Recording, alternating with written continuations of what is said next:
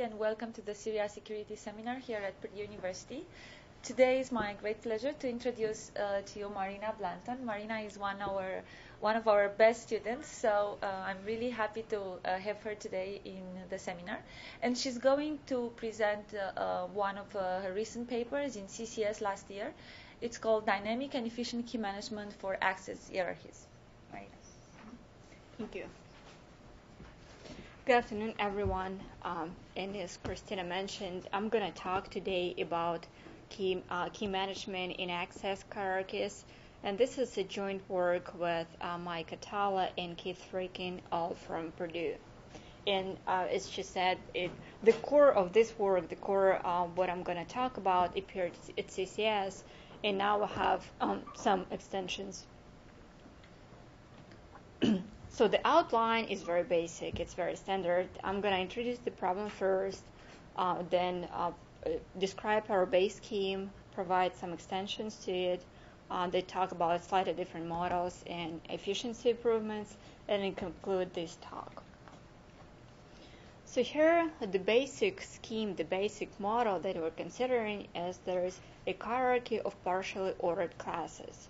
And those classes can be viewed as user classes. And those you who are not really familiar with, graph theory, you might, not necessarily know what partially ordered, classes mean. But it is just you can look at it as a hierarchy of classes. So what we have that user classes are organized in a hierarchy, and we can model this as a directed graph. And each node in this graph is going to correspond to a class of users. And so for each for each node in the graph, we have a number of objects associated with this class. But it's not that everyone at a certain access class gets access to those objects.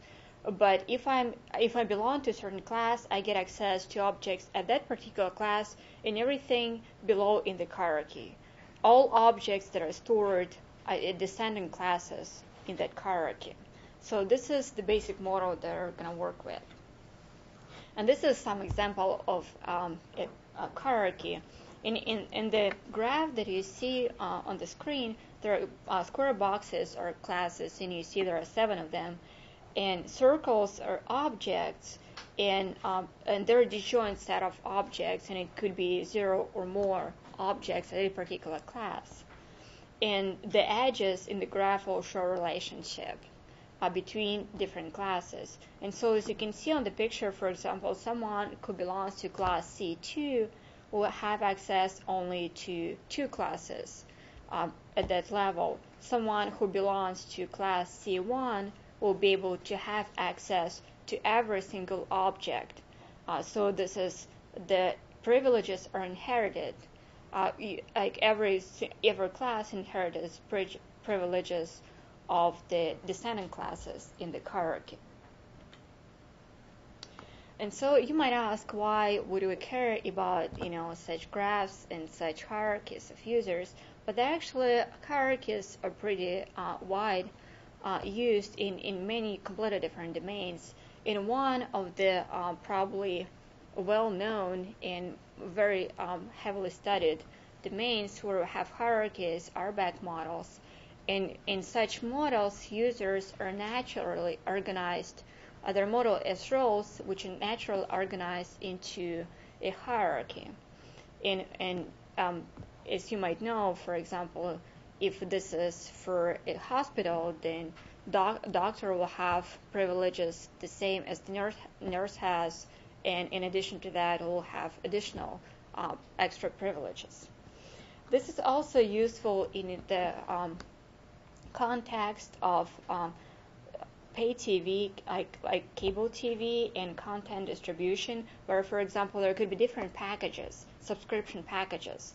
So, for example, I can subscribe to a silver package, or if I subscribe to gold, I get everything that silver can offer, plus additional programs to that. Another example of where such hierarchies are useful is project development, because when there are different views during project development, for example, if a developer, I get to see just my part, all the objects and every flow that is associated with my work.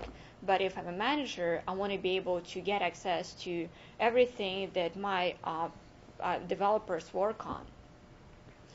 And so this is just the model, how this hierarchy works.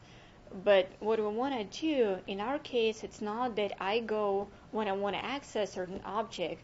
I'm not going to go and ask to authorize me based on that, based on my credentials. But instead, everything is already available. All objects are already available somewhere, but they're all encrypted. And so this problem is then that I received a key or a set of keys that will allow me to get access only to those objects which I'm entitled to see. And this is not, interactive authentication. It's basically I'm on my own, I already own my credentials, and I'm able to derive everything all keys that I need to derive to encrypt those objects that I'm entitled to see. And so this is called, and this we call this is independent key derivation, because it doesn't, you don't need any third party or any server to be able to enforce these policies. And this is similar. It doesn't imply, any sort of interaction or online system. It can be even your local storage when you get a CD that encrypts certain files or movies or whatever documents that you might want to have, and then your user obtains keys that will allow to decrypt only those objects that were included in the subscription. And so how this key assignment management systems work, usually we get a number of things, how to evaluate them, to make sure that our scheme is efficient and is going to provide good performance. And now here I list a number of criteria how to evaluate such a system. So the first one is a number of keys per access class, and those are secret keys, so it's going to be private storage for a user. And it's obvious that you don't want every user to store a huge amount of data. And in many cases, the client can be very weak, like a smart card. And then in that case, you want to minimize the amount of storage that every user has. And then the second one is server storage space, which is public information associated with the hierarchy.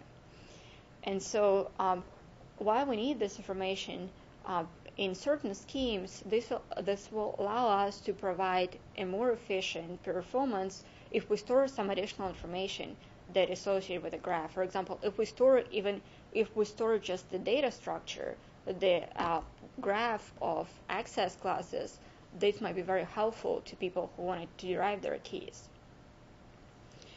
And next property is low key derivation time, meaning that if I belong to a certain class and I want to get access to a different class in the hierarchy, I shouldn't have to spend a lot of time trying to get the key my decryption key, so that I can get access to the object. So this is one of the performance criteria that also look at. And next property is collusion resilience of the scheme. And what I mean by collusion resilience is, for example, I have access to a certain class and my friend has access to a different class, and it should not be possible for us to combine our keys in such a way so that we get access to something else that we couldn't get individually. So it should be resilient against collusions of number of parties, or even